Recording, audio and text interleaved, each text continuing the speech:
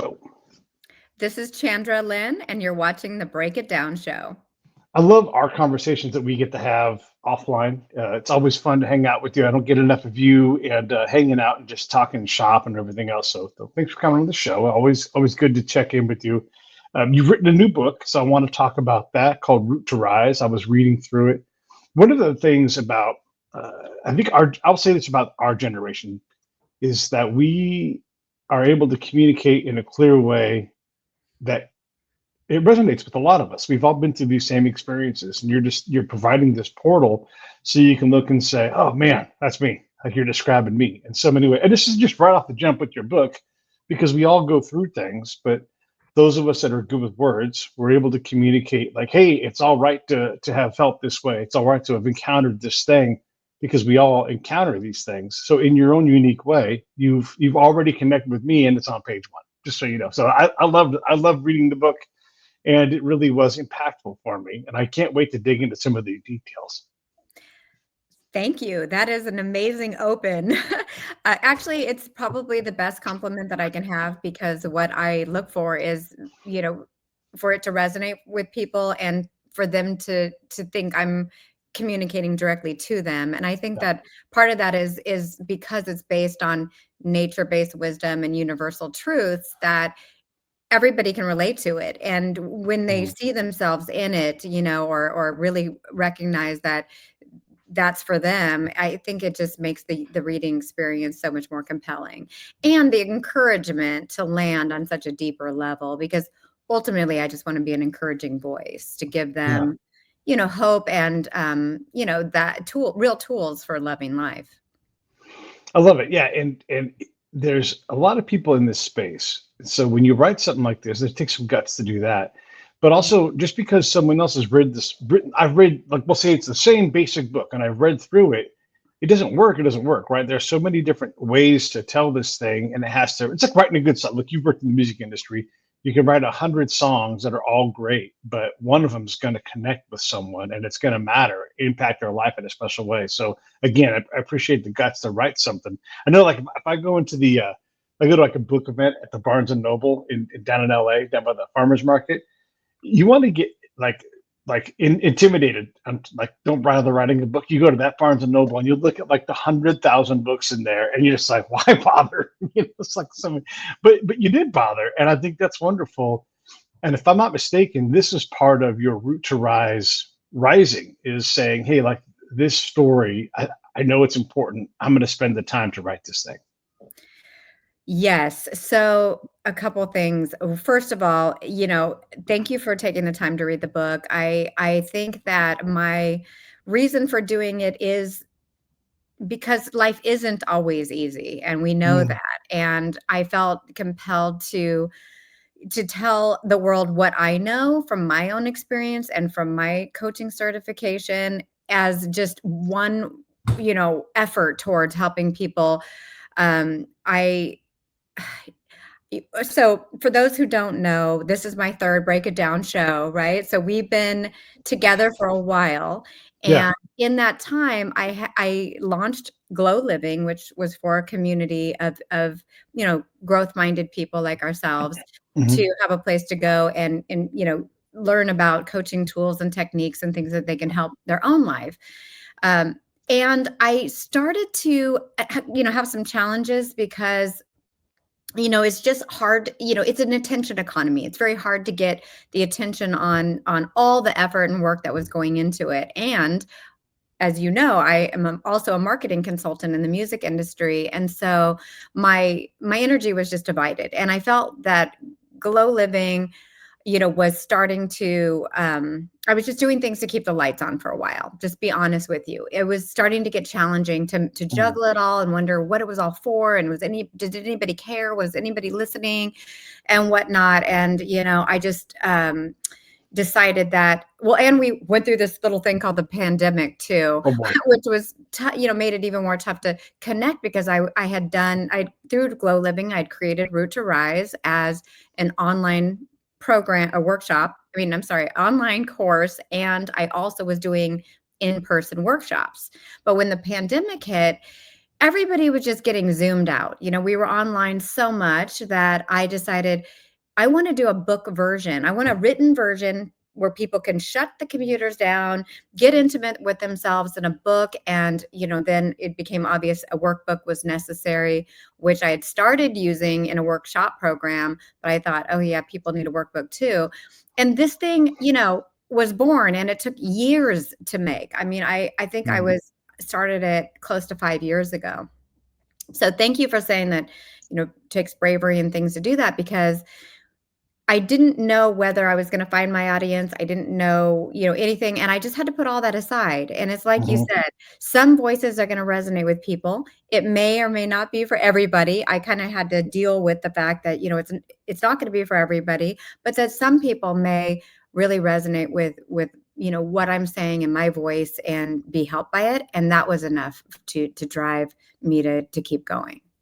I'm going to put the link for the book here in the comments so you all can get it. It's called Root to Rise. It's in pre-sales now, so root Oh, to Amazon is rise. breathing down my neck for for the final, version so that all the pre-orders can be fulfilled, and I'm super excited to have the printed version because, as you know, I just Mm, said I originally did it for that. But yes, the pre-order, for the digital version for the yeah, Kindle, will be fulfilled at probably July 1st. Everybody will receive it by then. But, I also will have the printed version, and then following that will be the companion workbook. love it. So I was talking to my mom today. I was trying to figure out an old memory and trying to get it sorted out. And I would say my mom's memory is probably not as good as mine, and it's also older. So sometimes she'll say something to me that will unlock part of my memory. And I have this really powerful memory. Anyhow, we were talking, and I had just put down your book, and I was thinking about core principles. And when we lock in on a core principle, sometimes it's a traumatic event early in life, Hmm. and it gives us like all of it, like everything's a balancing act, right? I mean, you know how this works. But you get these core principles. She's like, do you remember the time we were in Sacramento and we went to this farm, and then you just broke out? You'd never done this before, but you opened the latch and you went down the road, and you knew where you were going, because when a family found you, they brought you right back. But I look back and I'm like, gosh, that's like a core principle for me. I'm not someone who breaks out of things, but I am adventurous and I'm curious and I want to go see and do things. And so, look, this feeds my spy career. It feeds this podcast career. A lot of people they'll say, "How do you get all these people for your show?" And I'm like, "I ask, I ask, I asked J.R. Robinson. I'm like, hey, can we come over to your house and do a show?" And they go, "Yeah, why not? I'll make you some cookies." So these core principles that lock in are they enable us, but they also uh, create problems for us because we maybe rely too heavily on them, or there's something in there. And I wanted to get your thoughts on core principles and then how they help and hinder us, and how do we balance that? I mean, certainly from a young age, we have these experiences that, affect us in a way that become part of, for lack of a better word,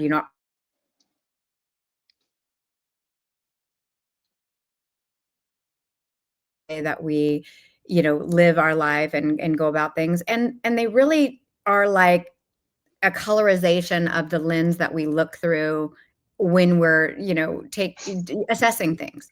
And Mhm. I think that the challenge is that, we could come across, people that have different views. And that's something that, we deal with in all of our relationships. And it's really just because they're looking through a different lens that's based on their own set of beliefs. And so, with Root to Rise, there's a couple of things that happens. One is that there's a discovery process to identify some of those beliefs, because some of them serve you and some of them don't, in Mhm. positive ways. Some of them have really been there to help you, and that also need to be updated from an adult's point of view, because they might have served us well as children needing security or safety. They may, potentially limit our growth as adults when we are safe, and now we need permission to give ourselves permission to grow and explore new things and deal with other people's differences in positive ways that can keep us connected with each other.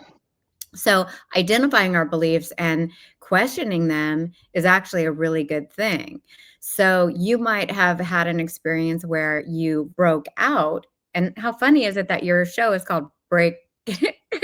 has the word break in it. Interesting Yeah, theme for you, that yeah, can, can be explored.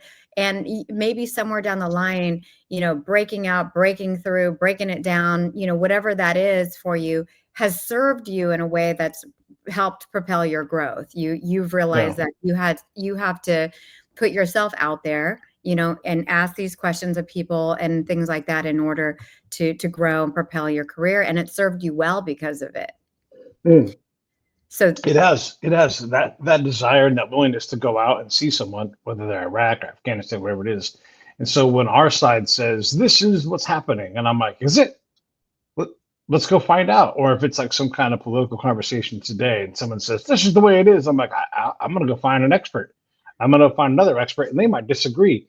And now you get to sort out the fact that these two experts were like this, and they agree on a lot, but where it gets sticky, it's sticky for all of us, right? And so that is sort of like my charter to what I do is to lend clarity. And usually the clarity is these things are more complex than you're allowing, and so allow these folks to be doing their best because what they're trying to do is very hard. And if we all slow down a little bit and be a little less worried about what somebody else is doing, we might worry about more about our own selves and what we are in the role of that. And one of the things like when I advise young people is I'll say, do you care enough to do something about it? And you're like, no, like, well, then you don't care enough. And that's okay. What do you care about? Put your energy there. Like if you don't have the desire to go work on to make the environment better, you're not going to go take classes in that and get a maths degree or something like that to work on it. Then what do you want to do? And put your passion more focused into that thing. And that's sort of how I approach that thing and sort of where the Break It Down show comes from. it's really interesting. And I think that never have we needed it more than now, especially with AI, to have that kind of level of critical thinking. And especially with being, living in a divided nation, to figure out where we are in all of this is very important. It's, Mm. because it's confusing and it's not always easy to know where we stand and then why we stand there. And is that coming from, like you said, some kind of guiding principle or something from a belief Yeah. system from your family or from your upbringing, and is that still serving you today? And those are all really, really, really great questions. And three key life questions that I talk about in the book are, what do you want? Why do you want it? And then what are you willing to do about it? Right. Because sometimes we can't even get past the first one. What do we want? I don't know. There's so many things Mm-hmm. we want. And then we go, why? Why do we want those things? We just want it. I don't know. If you really do deeper exploration, you can find your why, and that can propel you through the hard times. Like my why in writing this book became so much about, like, why do I care about helping people? I had to really dig into that. And recently, actually, mm, uh, about a year ago, a little over a year ago, my best friend of 40 years died by suicide. And as a coach, whew, it left me with all these thoughts about what could I have done, really Mm. looking at mental health issues and in how they evolve and what can be done for them. And that loss propelled me in a whole new way to have my why strengthened. Why am I doing this? Because I do care about people and I do feel like I have hard won wisdom inside that can be transformative. And if nothing else, I can be an encouraging voice. I know the tools work because I've workshopped them and had testimonials and all of that. But even if somebody could pick up my book and just hear my voice and go, okay, there is hope. There are tools there I could do, Mm-hmm. there's somewhere to go, then I feel like I've done my job. So that why starts to take on a lot more meaning. Another why is because I have a kid, he's 19 now, so he's a man. But if anything were to happen to me, I would have a guidebook for life for him, how to love life. I want, despite, Mm-hmm. what happens to me, I want him to thrive. And so I want to leave him with a guidebook. And I thought, wow, this is something universal. So let me do it for everyone. And then the third question of willingness. It's like, what am I willing to do about it? Am I really willing to do the work of writing this damn thing, tapping into the deepest roots that I have to be able to summon everything I've got to put into it? because I can tell you this process of writing and self-publishing is not for the faint of heart. The industry's changed a lot. There's very little support, there's all kinds of challenges with doing it. And so I Yeah. had to really stay true to my why and my willingness. There are times when I felt, would wake up during the one day and go, I just don't feel like I want to do this. I wasn't feeling willing. And then I Mm, tap into my why and get that willingness back on track. And so back on those track. 3 questions I would invite everybody to look at when they're looking at, doing the challenging things in life. Yeah.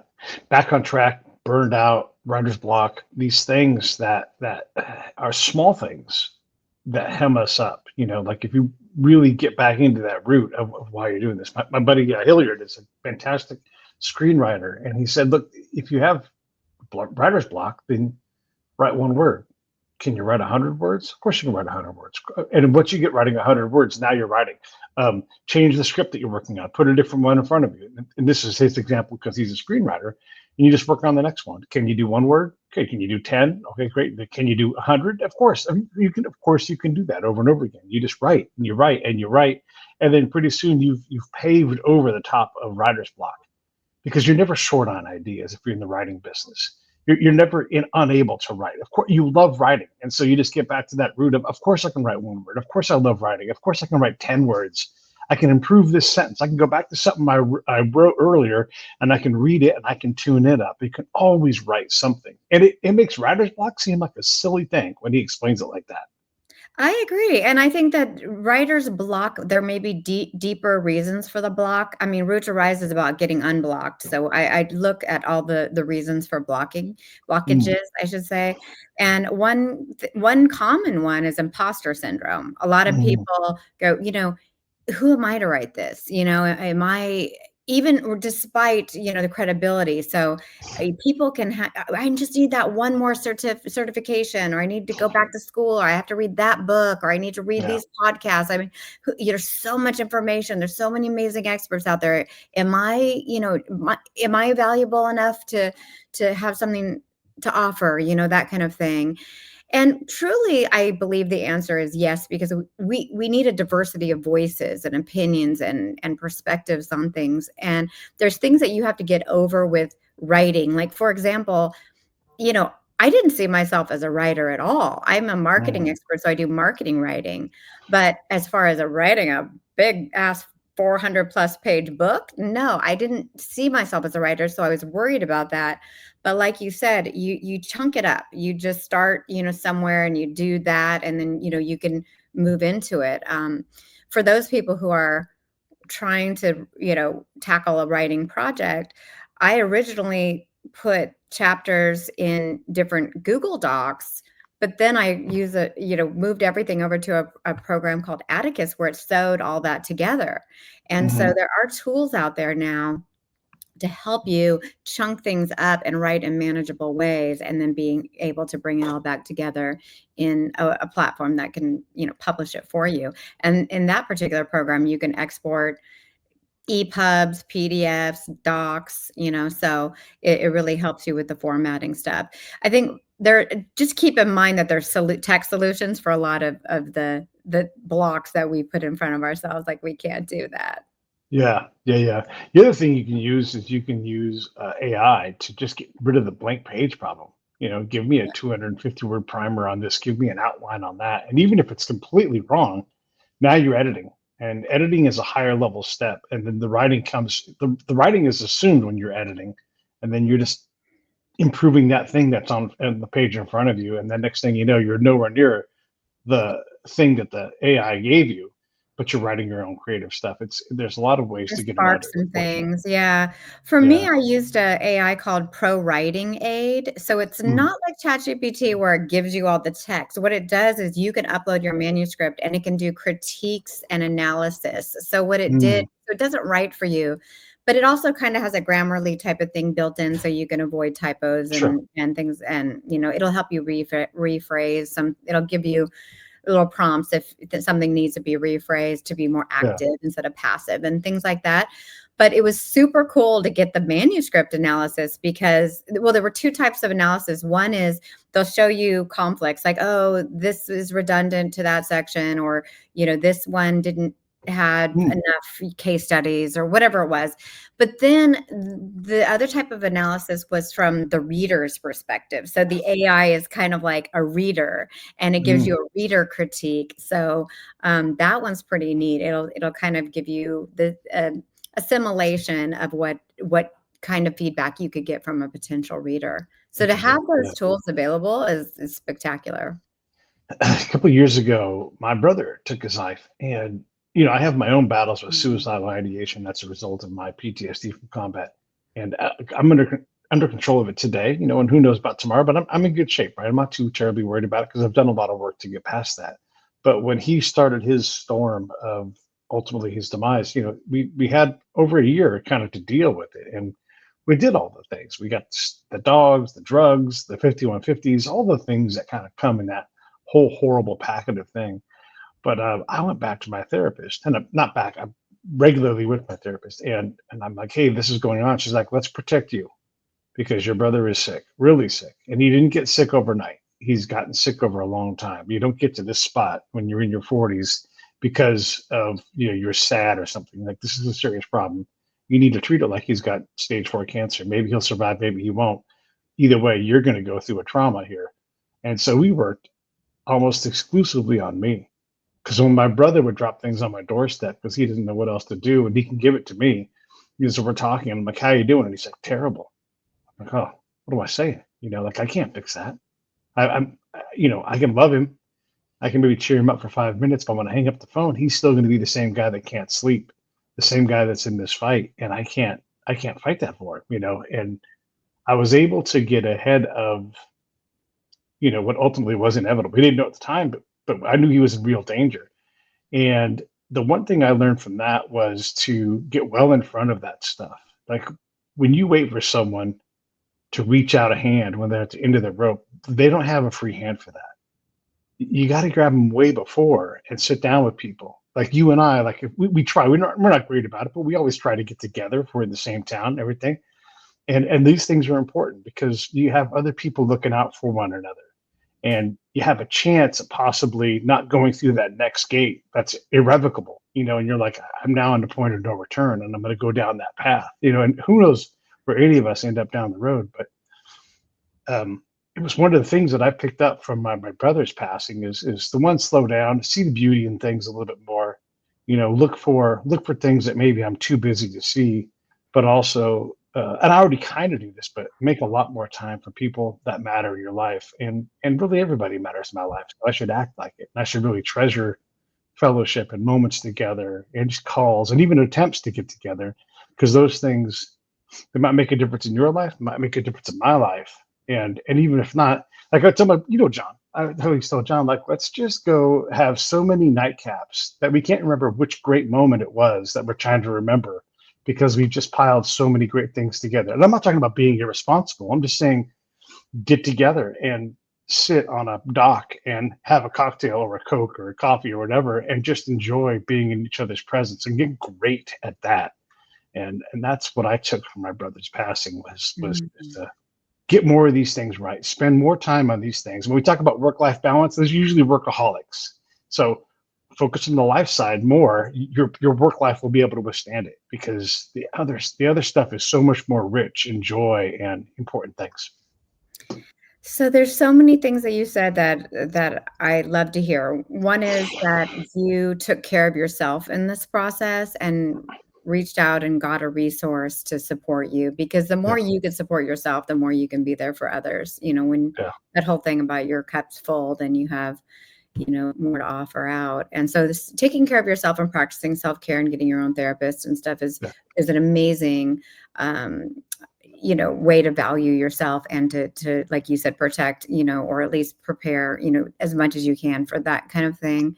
The other thing is that you transmuted the pain into a purpose. You're like, I know that you well enough to know that you're also here to help people, and what drives you to do this is hope, so at some point, people are going to be inspired and supported in their lives through what you're doing.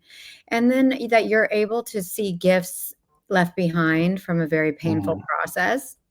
You know, um, Sometimes we don't see those right away. Sometimes they come with time, but to know that they will come and they will be there.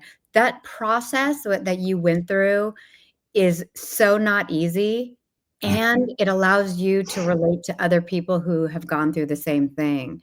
yeah, So it and help them, I think that it's something that we are, as humans, have to be able to recognize happens to us all, and it doesn't need to be stay in the shadows, that it's something that we can talk about. Well, it doesn't necessarily mean we're talking about suicide specifically. It could be, really any grief or loss that we're going through, because yeah, there's, people have recognized stages of grief and things like that, and in some cases that's all universal to us. And so we're human in that we see each other, ourselves in each other.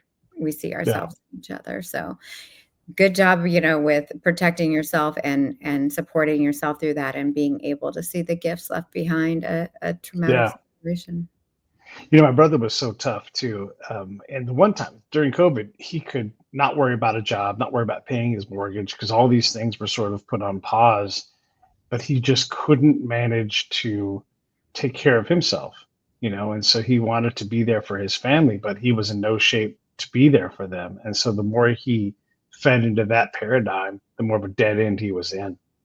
And I don't know that I could have done anything to turn that around. Of course, I would try if I had another shot, but you don't get another shot. You just have to do it in the time that you do it. And I wish so desperately that instead of being tough, that he had another tool to go to. Because when he ran out of tough, and he was just so ashamed of himself that death was the only answer. This is the part of the crazy part. When my brother took his life, he was a mechanical guy. He worked in a refinery. He invented a one-time use gun in his garage and shot himself in the head with it. Like, this is a talented guy, who still had amazing things. And so, like and I share this not to be morbid or morose or gross or anything, but when you get in that spot, if he was recoverable, he couldn't see that he could do this amazing thing in his garage. Like it's an incredible talent, but he lost the ability to see that in himself, and through a lot of different things that were out of control in his life.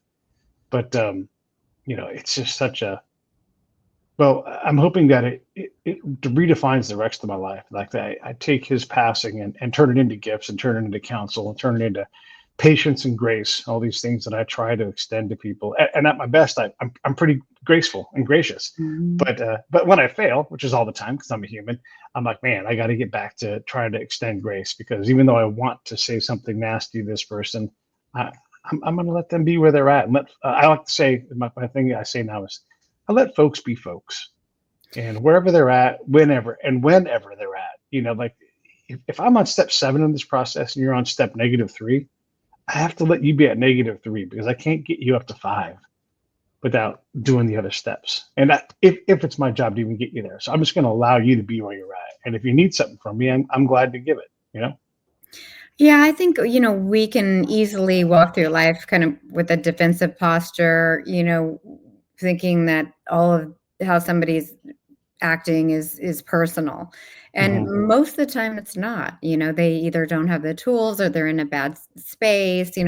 And part of the book, I talk about these energy arrows that we give off and that we Mm, also can receive. And so when we're walking through life and somebody is, sending out negative energy arrows, it's not always meant to be directed at us, but we could take those in and internalize them and get wounded from that. And mm, so we can create protective shields, psychic protections, whatever you want to call them, through fortifying ourselves and being able to walk into the world and allow people, like you're doing with being where they're at, and not have to be so defensive or to get wounded by what everybody's coming, out with. And yeah. then we can also take responsibility for the arrows that we're putting out in the world. I mean, we've all had bad days, and we might Wow. need to spout off or you vent in a way that can affect someone negatively. especially those people who don't know how to protect themselves from it. And and it can change the way that they see you as a person and things like that.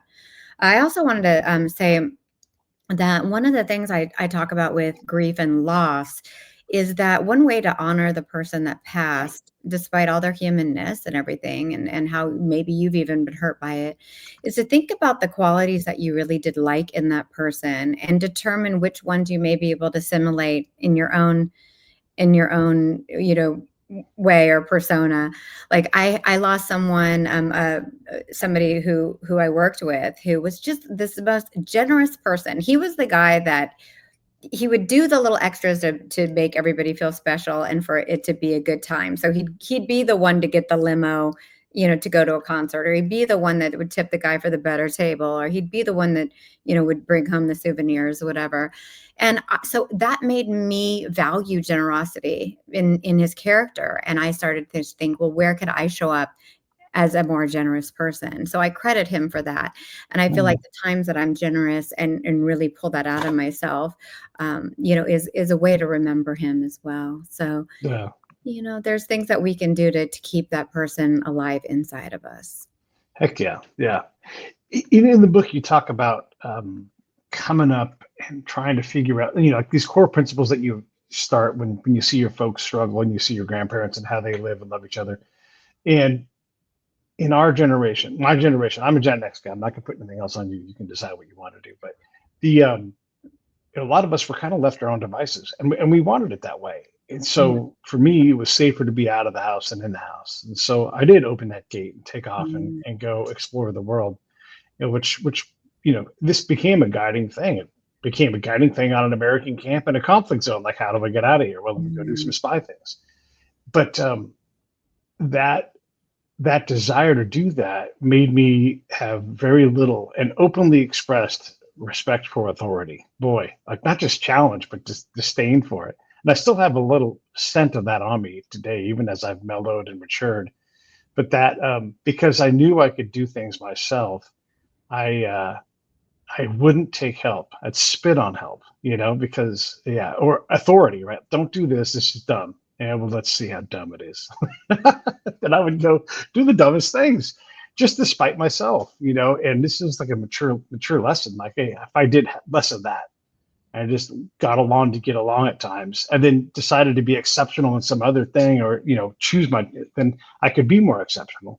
I could be less destructive because boy, I'm a self-destructive motherfucker. I mean, in my youth, oh my gosh, there's no way I could work in corporate America even today because I wear it on my face. Like I have this thing. I'll shut up here in a second, but if we're in a group setting and someone's lecturing, I have to put my head down and I have to just write notes. Now, I may not be writing any notes about what the person is saying because my memory is such that I can remember most of what's said and grasp it. But if I sit there and I look at them, it looks like I'm daydreaming. I'm not paying attention, even though I'm recording everything at the best level anybody else can do. Like there might be someone else who has memory like mine in there, but I remember the things. And I had to write things. So I would literally write down like every president, every vice president, every state capital, 5 cities from every state, 5 countries. Because if I did that, it looked like I was being studious in trying to remember what was being. It was a performance, but I had to learn to do that because if I didn't do it, my resting disdain face would betray me, and I would get into so much trouble. And I'm like, but I heard everything they said. Like, yeah, well, it looked like you were not paying attention, but I just told you everything the person said. And then they would say, it doesn't matter. I looked like I wasn't paying attention. So all this stuff goes into the slurry of. We were so independent in my era. We were so disdainful of authority that it hurt me professionally and it hurt me personally because I let that stuff be too dominant in my life until I learned to back off of it.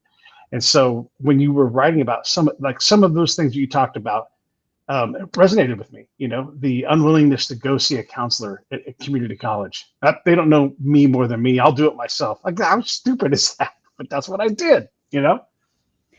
Yes. Well, I think that, so yeah, I'm Gen X too. So I completely relate to that and being independent. I do, although it's not a memoir, the first chapter, I do kind of tell a little bit about Right. my personal story so that, people can see I'm relatable and I get, the Mhm. challenges of all this.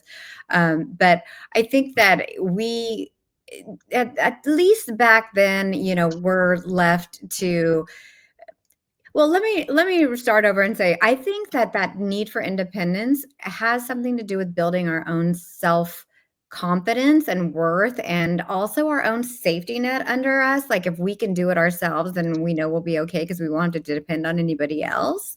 And I think that that really is something that when you get to a place where you aren't questioning that in yourself anymore, that you've got your own back, and that you are capable, and you've proven that to a certain degree, you can start to let go of it a little bit, and maybe you're at this place where you can open yourself up to, oh, I don't necessarily need to call them authorities, but they're maybe experts in their own, Right. areas. And so you have really gone through a big metamorphosis in that you were really, resistant to authority and other people's opinions. And now you're so open to them that you built a business around, asking questions and learning, from them. And so that I think that just goes to show that you've built self-confidence, Mm, and some of your own worth. That you're also, human, and have opportunities to grow and learn from other people as well in order to do that. And I yeah. think it does take self-confidence to admit that we need each other. Well, and I think our correction in our generation, for those of us that are like that, is, hey, go get a mentor. Don't be such a dipshit. Like, don't figure this out on your own, Well, because we're you're going to really make all lucky to these. have so many resources these days, because Right, you right. could I mean, one resource that I've been using while writing this book, and through some other business practices, is the SCORE group. I don't know if you know the Mm, SCORE mm-mm, organization, but they're no, retirees mostly. I mean, there's some that are still working, but that have had a certain amount of work experience, and now they're donating their time to help other people. And SCORE is a very amazing program, because you just go up there and you tell them the type of thing that you're looking to do. It can literally be business planning, it could be financial planning, it could be, I did one about self-publishing books, and I got to be matched with somebody who was a book publisher. I did one where I wanted to talk about consumer trends, for my Glow Living business, and trying to figure out where I could, bring that to market. And back in the day when I was entering the music industry, I got matched up with Chris Stone, who was one of the original founders of the Record Plant. I didn't know the significance of at the time, but he's legendary in the industry, and he left me with one of the business principles that I use for consulting to this day. And it's about the balance of how many retainer-based clients versus project-based clients that a consultant should have in order to stay open to, yeah, opportunities, and be able to you know, solicit referrals and benefit from those. And so, to this day, I'm using guiding principles that I learned from him many, many years ago, and he's no longer with us. So I love to pay that forward. But yeah. there's organizations, there's resources out there, and I guess leaving people with something as inexpensive as my book, but it can be free resources like through SCORE, or it can be through discounted online mental health services. I think I did better was a BetterHelp once Mm, to work on an issue. You don't have to boil the ocean with therapy. Sometimes people are like, I don't want to go and have to deal with everything. Sometimes it's about an issue. Like, for example, in my book, I will write about all kinds of stuff about life. And then there's a point at which I might say, if this is, you, then consider professional, talking to a professional, because I'm a professional coach. And what that means is that I know when to refer somebody mm, to a professional therapist. Therapy and coaching are different. So I have kind of a new campaign that I'm promoting, which is certification matters. It matters to be a certified life coach, because we are trained on when people need to be referred to professional therapy, and what we mm, can do to support people. And a lot of times people have teams, they bring in teams to support themselves. They might have therapy over deeper issues that are, possibly based in childhood wounding and core beliefs and principles and all that. And then they have sure. their coach to help them bring, this into their life and make a day-to-day transformation and changes and how they're dealing with, conflicts and things like that. So sometimes people will have both. Yeah. We're talking with Chandra Lynn, and her book right here is Root to Rise. There's the link for it, and it's in pre-sale now. It'll be out around about a week. And I highly recommend you get it because, like I said, it jumps off right away and it starts resonating with me. And I wrote down about 15 things and I stopped. We're only going to get to about 3 of them.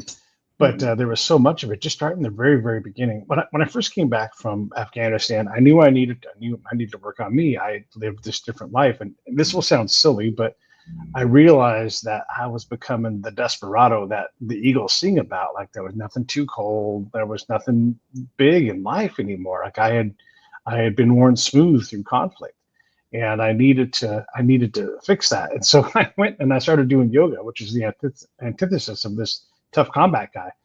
And I'm in Sacramento, and there's all these middle-aged ladies around me. And like a month before, I'd been around a bunch of infantry guys. Like it's such a different world. And I even like hired like some private lessons so I could kind of figure this out because my body doesn't work normally anymore, and so I've got to find alternate poses for the alternate poses. And you talked about tree, like mountains, my good stance. I just stand still and I can do that forever.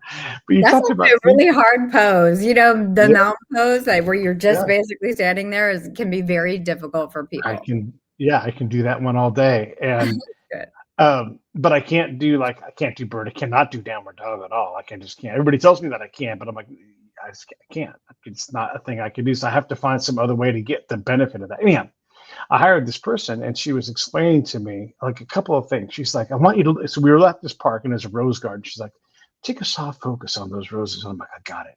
I'm focused 100%. She's like, that's laser focus. Try soft focus. And I'm like, there is no soft. It's only laser. And so I'm like, I can see the petal. I can see. I was this. She's like, that is laser. Stop being a laser. And I didn't know how. I didn't know how. And then she also taught me this thing where it's like, and I think this will resonate with you because your book reminded me of it, where I'm pushing all the time. She's like, if you stand next to a horse and you push on it, it's not going to move. It's going to push back. And I'm like, oh man, that's so smart. If I put my hands on the horse, I might be able to guide the horse and get it to move. But if I'm shoving, it's just going to shove back. And so quit just shoving on everything, Pete, you big dummy. And she didn't say that. I said that to me. But it was all these things that forced me to get out of my desperado mode and back out and go, all right, how do I reapproach these things? How do I soften up? How do I appreciate ice cream? When I've been gone so long that these things, I've been denied the nice things for so long that nothing was nice anymore. Wow, yeah, you definitely went through a lot, and I think people need to understand that when you're talking with somebody who's gone through extreme conditions, there's a lot to learn from them because they are experiencing life at the extreme. So most of Mm-hmm. us can't, are not experiencing it to that extent, and we're still having a hard time. So imagine the tools that you have been able to develop for yourself, how impactful they can be to somebody who Mm-hmm. has not even had to deal with it to that extreme. What's really interesting to me, and as a coach, I've been trained to listen for, are things like metaphors. The tree pose or the mountain pose, they're all metaphors for life, Mm-hmm. and I use metaphors a lot throughout the book because I think they can resonate with people. And they're mostly nature-based metaphors, but root to rise in itself is, it's based on the tree pose in yoga.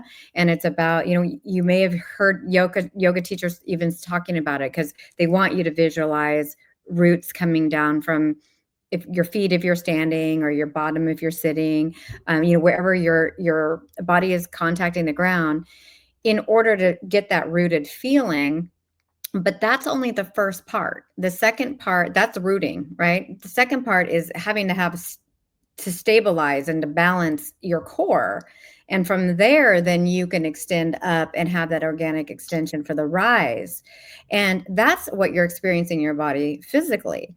But this is a perfect metaphor for life. We have to root down and balance these different areas of our life. And we have to create this balance in our core and have emotional stability in order to rise up and weather storms. So for this tree, and we're getting, these I call them winds of change, or Mm-hmm. things that are happening to us, whether it's grief and loss, like we talked about, and loss it can be more than people. It can be jobs. It can be having to move. It can, there's your kid growing up in your empty nest. I mean, there's all these different types of losses. And I do talk about them in the book a bit. And having that core of emotional stability in order to weather those storms is what that process is about. And then the final process is actually the rise. It's the part that we expect ourselves to do when we're kids, and we're like, what do you want to be when you grow up? And you envision this big life, and you haven't rooted, and you haven't stabilized, and you haven't built the emotional mastery, you haven't done all these things, but you expect your life to be, to achieve all these things. So what I'm suggesting with Root to Rise is we go back in the roots, we rebalance, these different life areas, figure out where we've gotten stuck, get unstuck from those things, figure out how to, have more emotional stability, and then rise in a way that's aligned to our adult thinking. What we wanted to be when we grew up might need to be updated because we want to be authentic to ourselves now. We don't want to just, want to be what we thought we should be back in the day. We want to be who we, what the person that resonates with us today. And most of the time when you talk to people our age, what we want to be or what we want to do often is connected to contributing something on a deeper level, like something more meaningful, something, because we've often done those jobs that maybe don't have as much, significance to helping other people and stuff. And we go, okay, well, we did that and we're left a little flat, now we want to do something really significant. And so realigning to that's called, in my book, Connecting to Authenticity. Then we have to align other people to the fact that we're about to make significant changes in our careers and our life and our approach to things. And that may or may not work for everybody. But then chunking it up and creating actionable steps on how to achieve it. And then benefiting from those achievements in a way that, is at a deeper level, because we know those achievements aren't just for our own needs. It's also to serve others. Yeah, it's interesting. I have a lot of these kind of conversations with people because apparently I'm someone people can talk to, and I guess that probably stems back to my spy time and everything else and what I've developed professionally. And so when I'm talking about this, everybody out there, I'm not talking about you, but there is someone that I talk to, and this person is lost right now. They're not sure what to do next. They have all the opportunity in the world, but it's just too big. And then they have their own internal things. They're small, they're me things that they have to work on. And all they ever get is suggestions for everybody on what they should do. And I know that would aggravate me about the show. Here's what you need to do, Pete. And I'm like, oh, you're going to give me a bunch of extra work? My plate is already full, right? So I try not to do that when I'm at my best. When I'm not at my best, I'm like everybody else. I want to help this person. And so I'm going to tell them what they need to do. But I haven't got the first clue what this person needs to do, because the way that they're stuck is it's all them kind of work. And if they can tell me something that I can do for them in a second, right? But I've learned that, and I'm not great at it with this person because it is frustrating, but I want this person to do well, but the direction they're pointed in, which is no direction really, they're going to have to struggle for a while. And in classic middle-aged form, this person will tell me, I'm fine. Yeah, you're anything but fine. But okay, we'll play the you're fine game. And it's tough to know what to do to help that person or anybody in that circumstance. And again, if you think I'm talking about you, I'm not. You're wonderful. Give me a call. Okay, sorry. Right? Actually, I would love to respond to that, because I approach things as an invitation and not an obligation. And usually I and this is really hard to do when I want to bestow my wisdom on people, is to invite them and also ask, if they're open to it. Because honestly, I'm just, expending my energy unnecessarily if they're not open. So the question is, how interested or open are you to hearing, my thoughts on this? Or have you been looking for any new ways of looking at this? Are you open to some suggestions? And we rarely, or I don't know that we're really trained to, or we think about asking or inviting people to information. Usually people are just get into tell mode and they just tell people everything. But what you're really seeking is that willingness to open up and listen and take in your advice or your ideas. And inviting people to it can be a softer approach to going, you know, this is really up to you as to whether it resonates with you or whether you want to put it into action. But here, and also I'll say, this is how it's worked for me. Like I'll lead with Mm, myself as an example and say, it may not work for you, but it works for me. How right. interested are Yeah. you Yeah. in trying it? And I'm really fascinated if it works for you, because we don't know 100% that something is going to absolutely work for someone.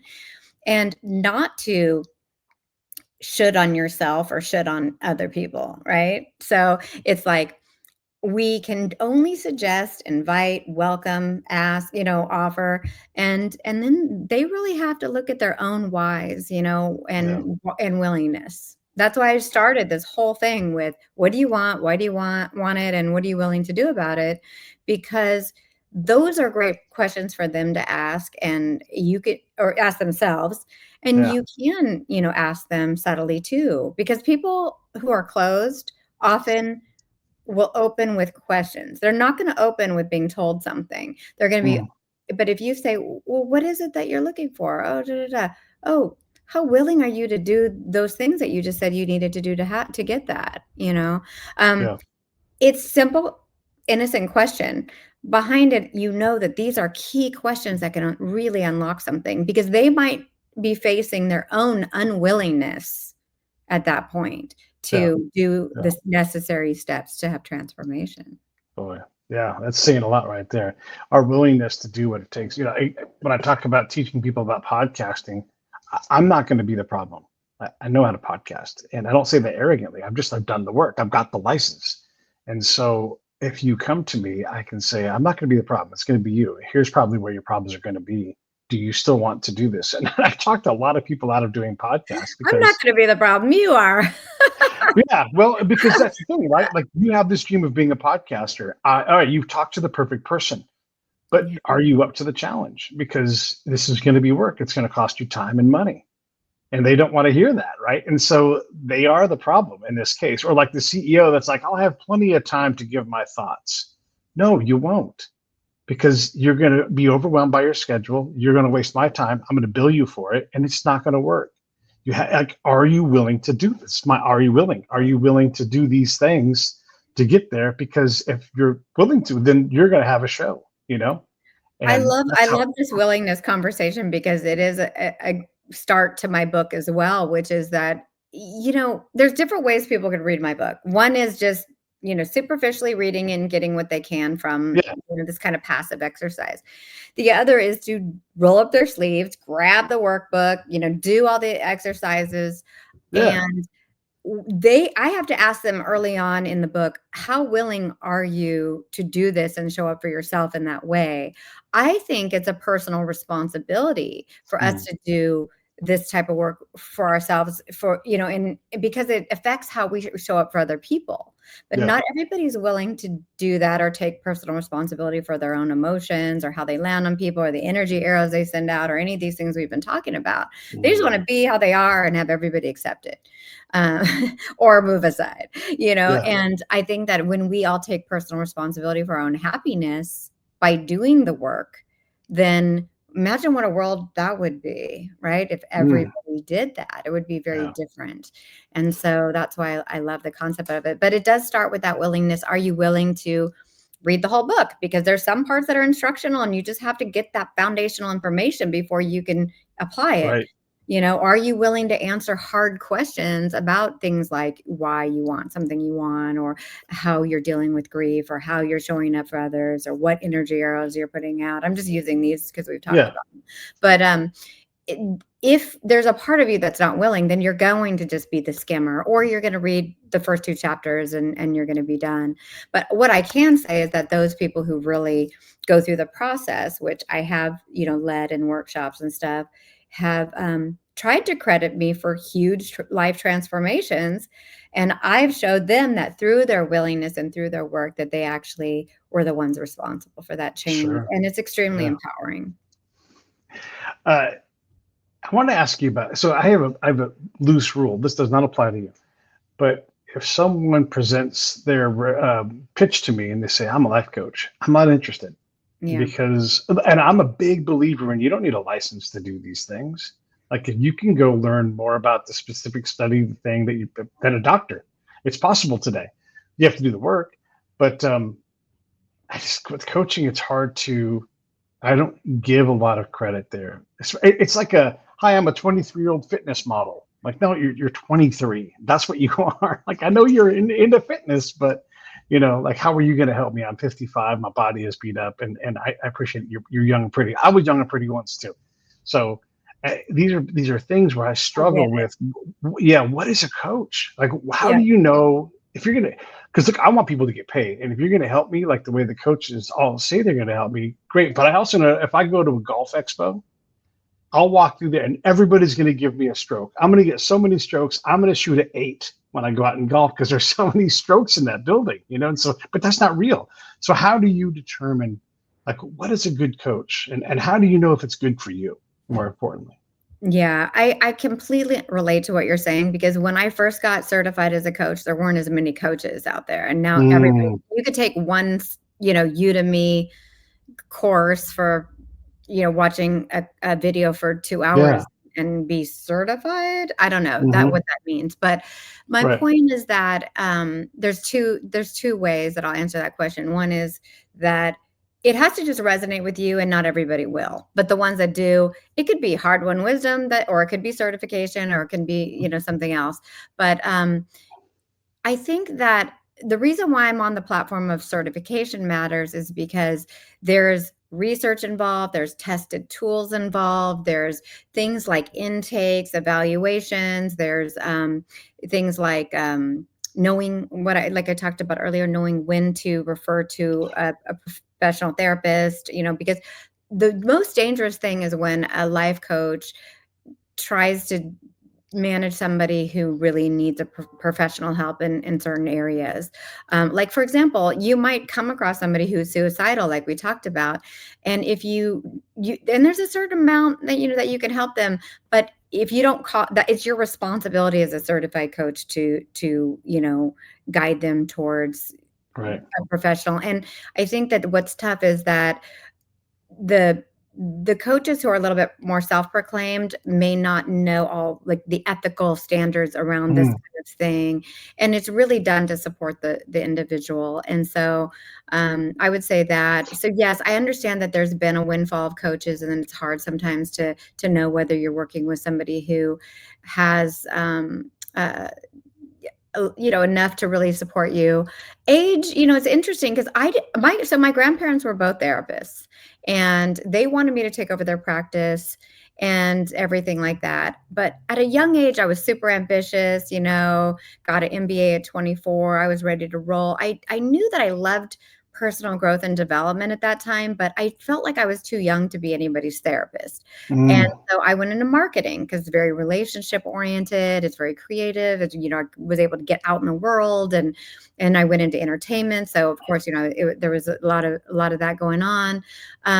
But ultimately, I circled back to helping people and doing that anyway as an older person. I'm going to be 55 actually in 2 weeks. No, 3 weeks. congratulations. Thank Welcome to the you. party. July 14th for anyone who wants to send flowers. Just kidding. Um, but the point is that I think it dovetails into what I was saying before about wanting to, when you're connecting to your authenticity, what it is you want to be known for, what do you want to contribute, it starts to get updated as an adult. And so here I am sitting in this place after a long career as a marketing consultant where I've done all kinds of things, to wanting to really focus on how I can use that for good and Yeah. use that to make a big difference in people's lives. And I think, and if I can be on a team a team of professionals to support somebody that's really struggling or suicidal or whatever, I'm not afraid of it, and so be it. And that's, what I'm here to do. But hopefully I'll just be able to, it could inspire people to do their own personal growth and development and take control of their own self-help and provide the tools that can be empowering to just give them hope, with being able to ultimately love life despite its challenges. I love it. You nailed the landing on that. That was right at 59 minutes and a couple of seconds. So I'll Mhm. give you a chance to wrap us up with any final words. But everybody, listen, I love Chandra's work. Here is the link again to Root to Rise. That's where you get it. You know what I always say? Buy two and buddy read it. This would be a great buddy read up for sure. And what a great way to support everything that Chandra's doing and has done. I can tell you guys, just knowing outside of the podcast, she's a wonderful person and a Mm. wonderful person to go sit with and talk with. She's always full of advice and counsel, and just it's great. So it's great being your friend. And Thanks. you guys will all like her book, so definitely dig into that. Please close us out with whatever you want to close us with. Thank you so much for having me on the show, and I really hope that what we've talked about resonates with people out there.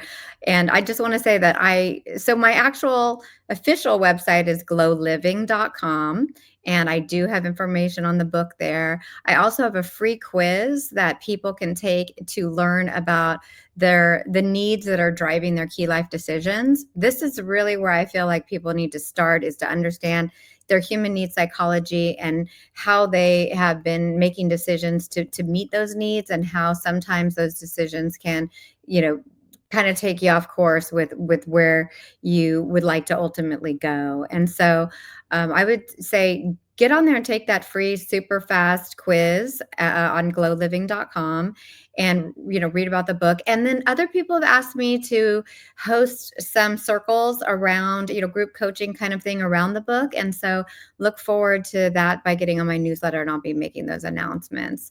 And I'm not sure, Pete, if you're on Substack, but I'm testing this right now to kind of move my newsletter to Substack so that I could have more editorial, more coaching content there, so people can find me on Substack as well. But I definitely look forward to hearing from people and what's resonated and what hasn't. I'll be open to hearing your comments at chandra@glowliving.com. There we go. All right. I'm going to turn this off. I'll say goodbye to you in a second. Everybody else, have a great weekend. Great shows coming up next week.